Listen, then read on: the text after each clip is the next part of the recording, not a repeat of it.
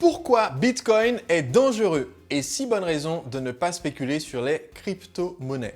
Bonjour, je suis Sébastien Knight, le marketeur français, et chaque jeudi, je partage avec vous les rituels de l'entrepreneur libre, c'est-à-dire des habitudes simples et efficaces que vous pouvez mettre en place pour devenir un entrepreneur libre, libre financièrement, libre de votre temps, libre de travailler avec les clients qui vous plaisent. Aujourd'hui, je fais cette vidéo en guise d'avertissement par rapport à une mode qui se répand en ce moment et qui est liée à ce qu'on appelle les crypto-monnaies et en particulier la plus célèbre d'entre elles, le Bitcoin.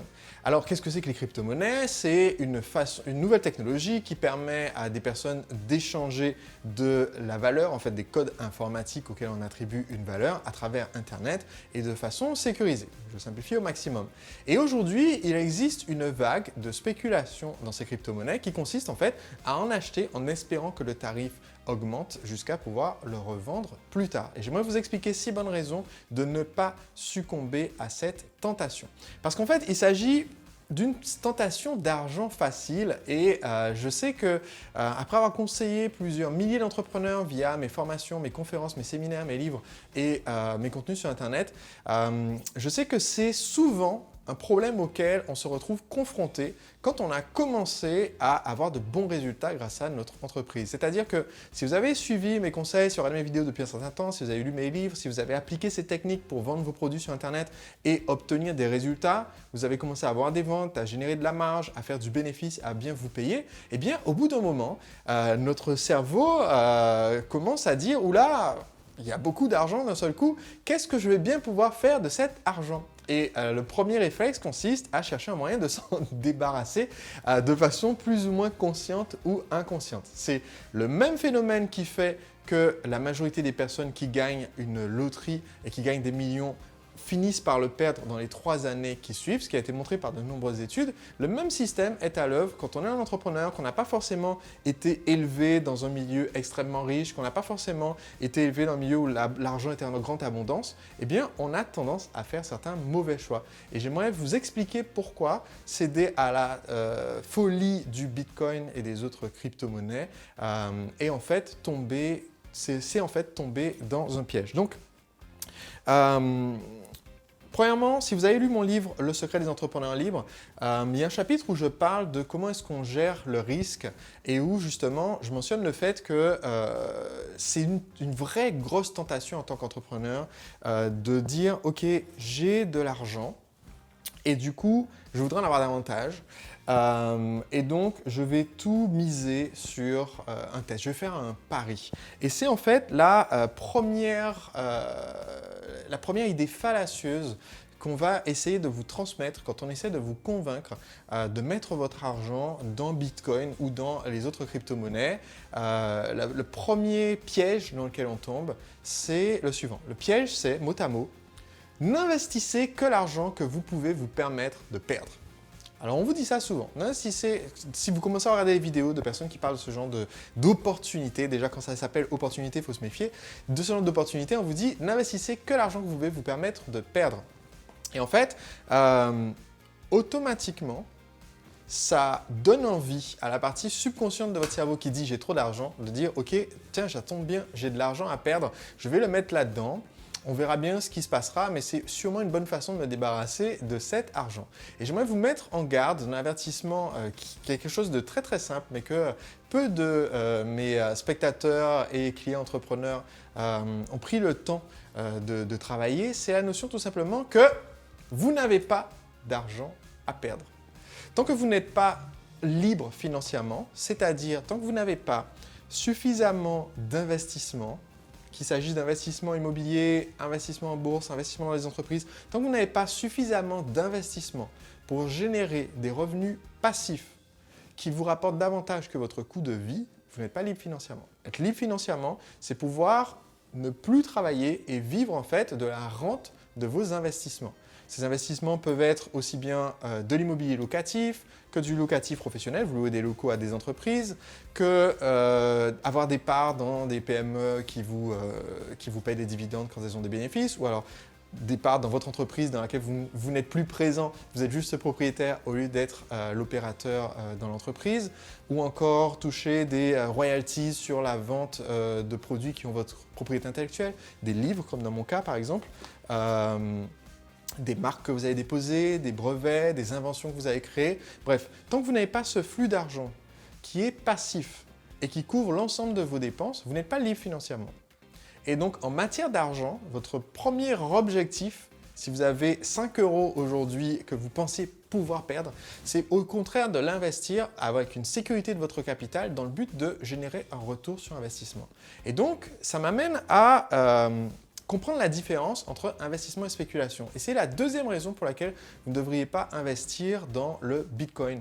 Parce que tout simplement, c'est de la spéculation. C'est la raison numéro 2. C'est de la spéculation. En fait, il faut comprendre que le marché des crypto-monnaies, quand on vous dit acheter un Bitcoin, eh bien c'est un jeu à somme nulle. Qu'est-ce que ça veut dire? Ça veut dire qu'il y a ceux qui possèdent au départ, et donc dans le cas du Bitcoin, c'est ceux qui ont des Bitcoins depuis l'époque où ça vaut quelques centimes, ou ceux qui ont miné. Miner, ça veut dire résoudre des problèmes informatiques avec des ordinateurs extrêmement puissants de façon à pouvoir trouver le code qui correspond à un nouveau Bitcoin que personne ne possédait auparavant. Et ces personnes vont ensuite mettre ce Bitcoin sur ce qu'on appelle un échange, une plateforme pour pouvoir vous le vendre. Et donc, vous qui arrivez en tant que monsieur tout le monde, en tant que kidam, on vous donne l'opportunité, toujours se méfier quand on vous donne une opportunité, on vous donne l'opportunité d'acheter un Bitcoin. Alors, je fais cette vidéo au tarif de entre 14 000 et 17 000 €. Il y a une grosse volatilité, mais c'est les prix du moment. Donc, vous allez acheter un Bitcoin ou une fraction de Bitcoin. On peut acheter des millionièmes de Bitcoin. Donc, pour 17 €, vous pourriez acheter un millième de Bitcoin, par exemple, et vous dire, gardez-le le plus longtemps possible parce qu'un jour, ça vaudra 5 fois plus, 10 fois plus, 100 fois plus, une fois que toute la planète se sera mise au Bitcoin. Autrement dit, vous le gardez dans le but de trouver plus tard quelqu'un d'autre qui voudra vous payer plus cher que le prix que vous l'avez payé. Et ça, c'est la définition de la spéculation. En anglais, nos amis américains ont une expression qui est que c'est le principe du greater fool. En français, ça serait le principe du plus couillon que soi. Et donc, l'idée, c'est que vous achetez quelque chose pour 17 € en espérant que demain ou l'année prochaine, il y aura quelqu'un de plus couillon que vous qui sera prêt à vous payer 170 €. Et lui, il espère que demain ou après-demain, il y aura quelqu'un d'encore plus couillon que lui qui sera prêt à payer le triple ou le quadruple. Évidemment, c'est un jeu à somme nulle parce qu'au bout d'un moment, il n'y a plus de couillons disponibles sur le marché et donc vous vous retrouvez à être le dernier de la chaîne. Donc, toujours se dire que quand vous êtes dans une pièce et que vous ne savez pas qui est le couillon à qui vous avez refilé votre truc, c'est peut-être vous qui êtes en train de vous faire couillonner. Donc, c'est le deuxième point. Et pour souligner à quel point on est aujourd'hui dans ce qu'on appelle une bulle spéculative, pour vous donner un exemple, il y a aujourd'hui de nombreuses crypto-monnaies. L'une des plus spectaculaires, c'est le Dogecoin. Le Dogecoin aujourd'hui vaut plus de 2 milliards € au total. Les Dogecoins en circulation dans le monde ont une capitalisation de plus de 2 milliards €. Et la plupart des gens qui possèdent des Dogecoins ne savent pas ce que c'est. Ils l'achètent juste parce qu'ils ont vu que ça augmente. Eh bien, le Dogecoin, en fait, c'est le Dog eCoin, c'est la monnaie électronique des chiens, une crypto-monnaie qui a été inventée dans un but satirique à la base, mais les créateurs n'étaient loin de s'imaginer qu'en fait les gens allaient y croire, ne pas chercher à se renseigner et continuer de créer cette folie où les gens se le rachètent de plus en plus cher, ce qui fait augmenter le prix du Dog eCoin. Et donc il y a des gens aujourd'hui qui sont sur le papier millionnaires en monnaie de chien. Le seul problème, c'est que viendra un moment où ils vont essayer de vendre toute leur monnaie de chien pour récupérer leurs millions. Et évidemment, une fois que tout le monde se rend compte que ça ne se vend plus, les prix tombent à zéro. Et c'est ça le problème principal en fait, de la spéculation. C'est le même problème qu'on retrouve dans ce qu'on appelle les chaînes de Ponzi, qui sont des systèmes où les nouveaux arrivants, en mettant de l'argent dans cette entre guillemets opportunité, financent les intérêts qu'on paye aux premiers arrivants. Et aujourd'hui, il existe des crypto-monnaies qui fonctionnent sur ce genre de système, qui vous disent, voilà, vous allez faire 1% de rendement par jour, 1% de rendement par jour en achetant cette monnaie. Votre capital, par contre, il est bloqué pendant 299 jours, voilà, donc pendant presque un an. Mais par contre, on vous paye 1% par jour. Comment est-ce qu'on vous le paye? Eh bien, en prenant l'argent d'un autre couillon qui arrivera demain, qui va nous donner 10 euros, ben, on peut vous donner 1 euro là-dessus.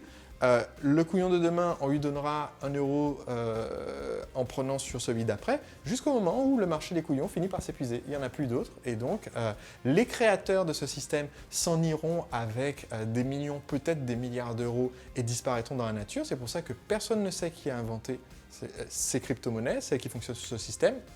Le Bitcoin, personne ne sait qui l'a inventé non plus. Et donc, ça permet à des personnes anonymes d'en profiter, pendant que vous espérez simplement qu'il y aura suffisamment de couillons après vous pour en retirer un bénéfice. Donc, c'est la raison numéro 2.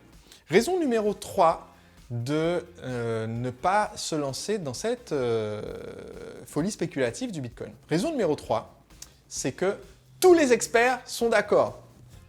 Tous les experts sont d'accord sur le fait que les crypto-monnaies, c'est l'avenir. Alors, c'est une technologie fascinante. En tant qu'ingénieur, enfin ancien ingénieur en informatique, diplômé de l'école centrale, passionné des nouvelles technologies, c'est quelque chose qui m'intéresse de ce genre de questions en fait. Qu'est-ce qu'il y a derrière comme technologie? Et effectivement, le principe est intéressant. Utiliser en fait des techniques de cryptographie pour permettre à des personnes d'échanger, même si elles n'ont pas confiance l'une dans l'autre, et de pouvoir quand même faire une transaction, je trouve ça épatant.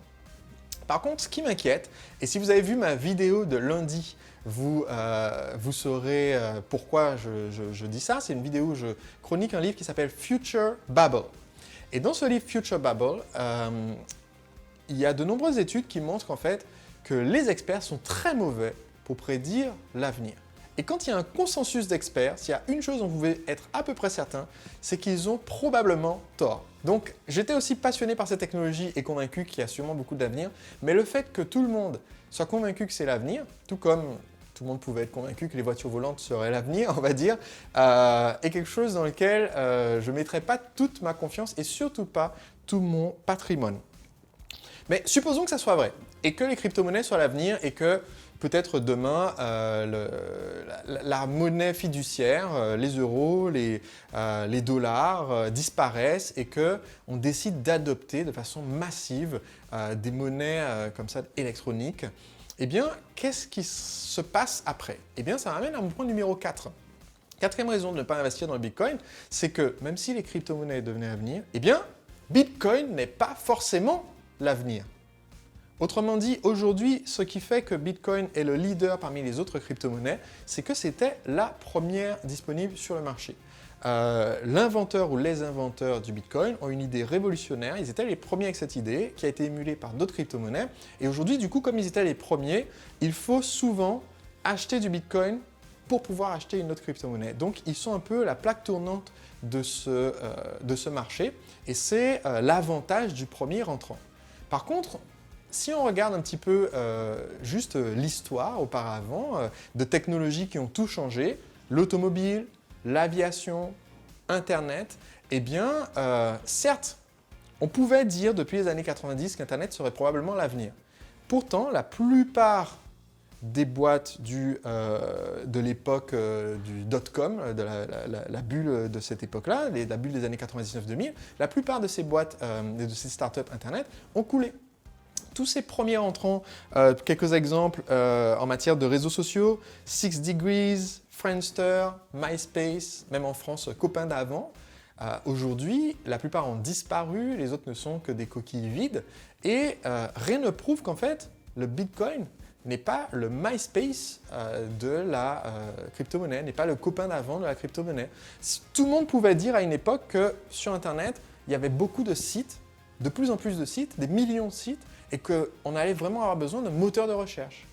Et donc, même si tout le monde pouvait dire que ça serait l'avenir d'avoir un bon moteur de recherche, vous auriez pu mettre tout votre argent sur le meilleur moteur de recherche de l'époque, Lycos, Hotbot, AltaVista, Yahoo, et avoir perdu tout cet argent parce que c'est Google, qui n'était pas du tout le premier entrant, qui a pris la place. Donc même si vous croyez que les crypto-monnaies, dont la technologie sera l'avenir, eh bien il faut se méfier des crypto-monnaies qui existent là depuis quelques années. Pourquoi? Parce que, étant les premiers entrants, ils ne seront probablement pas ceux qui finiront par s'imposer.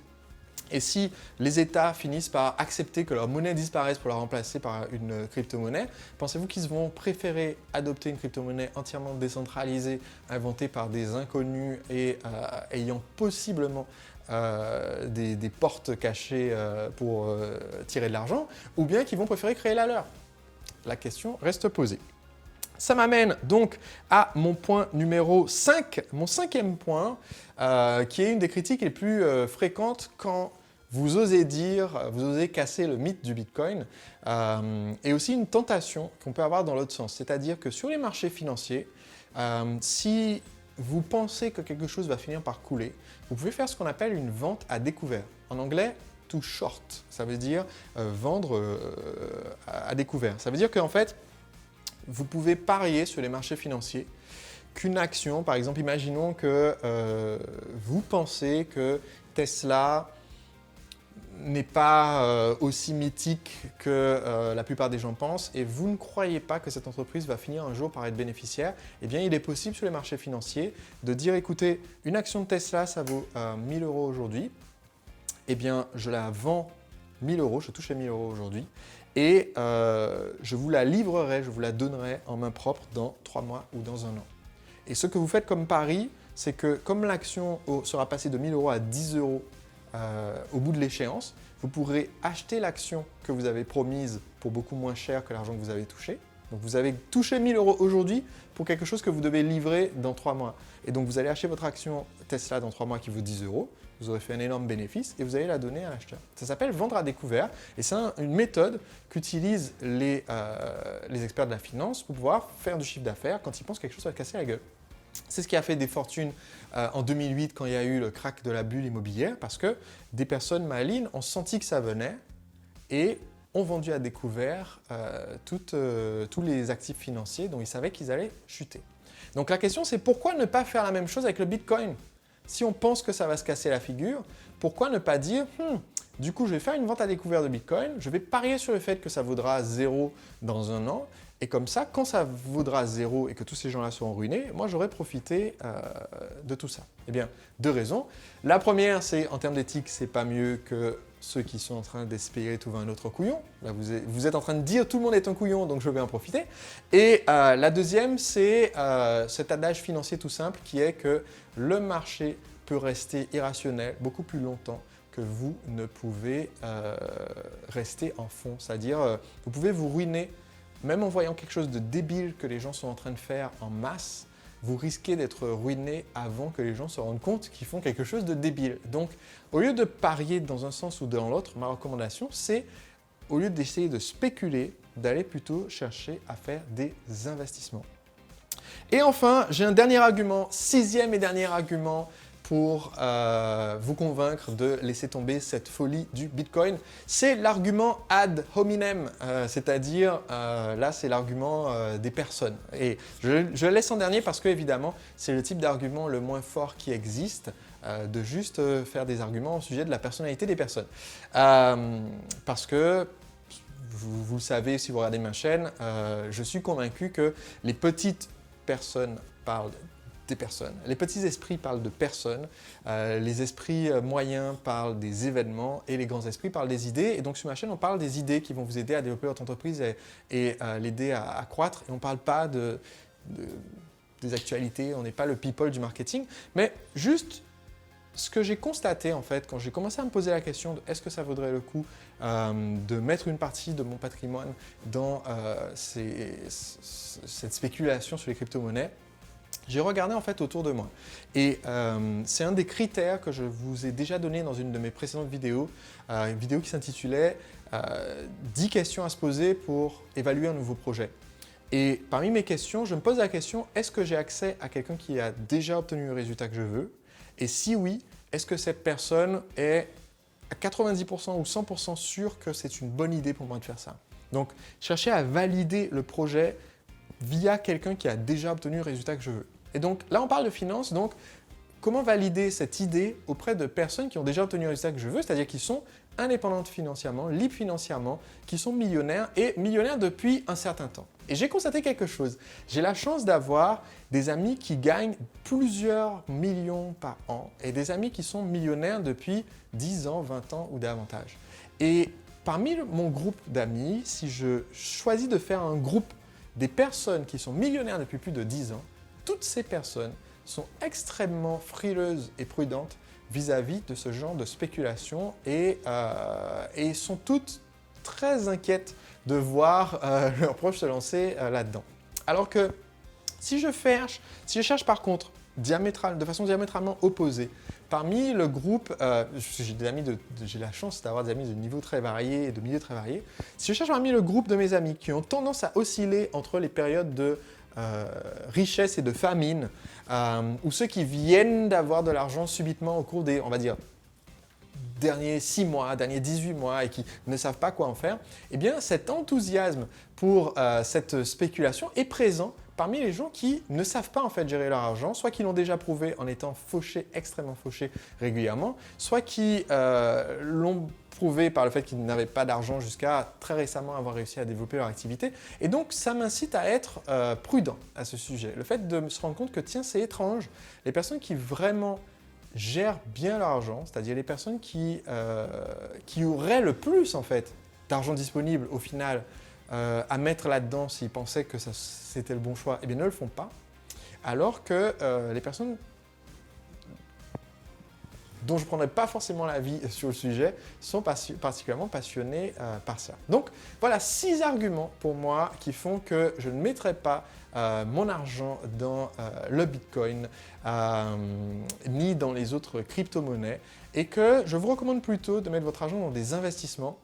Sachez que ma chaîne est une chaîne de conseils pour entrepreneurs, n'est pas une chaîne de finances personnelles, donc qui ne spécialise pas dans les investissements. Je fais cette vidéo parce que je pense que cet avertissement est nécessaire pour beaucoup de mes clients qui ont des résultats financiers positifs et qui se demandent où mettre leur argent.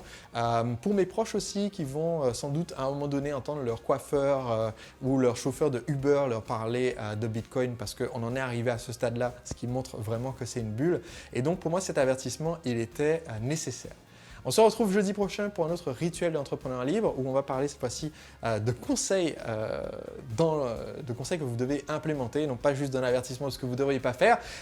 Si vous n'êtes pas abonné pour recevoir ces vidéos pour vous aider à devenir un entrepreneur libre, sachez qu'il vous suffit de suivre le lien ci-dessous pour vous abonner et je vous enverrai gratuitement les prochaines vidéos chaque jeudi. Et d'ici là, si vous n'avez pas lu mon livre « Le secret des entrepreneurs libres », sachez que j'y enseigne comment vous pouvez mettre votre entreprise en pilote automatique pour que vos produits et services se vendent 24 heures sur 24, même sans votre présence, grâce à des outils internet et pour fidéliser en fait votre clientèle. Toutes les informations sur le livre et les nombreux bonus que j'offre avec sont disponibles via le lien sous cette vidéo. À très vite. Pour pouvoir recruter des superstars, c'est-à-dire des personnes extrêmement compétentes qui vont rejoindre votre équipe à tout niveau. Je vous ai parlé dans ma vidéo de lundi d'un livre qui s'intitule